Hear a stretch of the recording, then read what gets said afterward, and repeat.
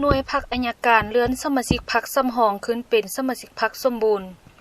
โดยอิงตามกฎระเบียบพรรคประชาชนปฏิวัติลาวสมัยที่11ระบุไว้ในหมวดที่1มาตรา2ค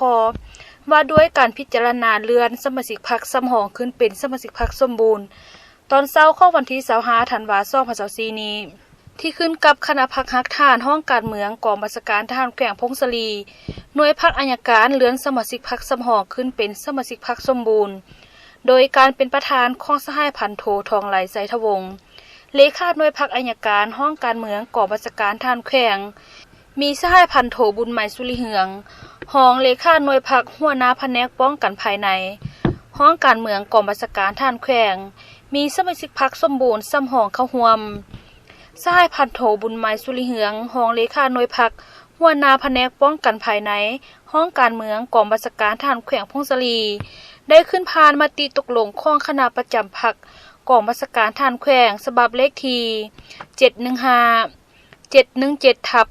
ขจพ.กบสก.พงศลีลงวันที่4เดือน11 2024ว่าด้วยการอนุมัติเลื่อนสมาชิกพรรคสำรองขึ้นเป็นสมาชิกพรรคสมบูรณ์จำนวน2สหายโอกาสดังกล่าวสหายพันโททองไหลไสทวงศ์ประธานพิธีได้โอหลมต่อพิธีซึ่งก่อนอื่น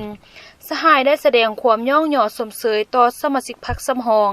ที่ได้ปฏิบัติระเบียบของพรรคในระยะสำรองและเฮ็ดสำเร็จหน้าที่ตามการมอบหมาย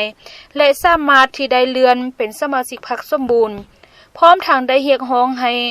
ต้องเป็นเจ้าการปฏิบัติต่อแนวทางนโยบายมติคำสั่งกฎระเบียบของพรรควางออกในแต่ละระยะให้เข้มงวดจงตั้งหน้าฝึกฝนล่อล้อมตนเองทางด้านคุณทาสการเมืองคุณสมบัติสิ้นธรรมปฏิวัติให้นักแน่นขึ้นกว่าเก่าเพื่อสร้างให้ตนเองกลายเป็นสมาชิกพรรคผู้ที่ดีเด่นในอนาคต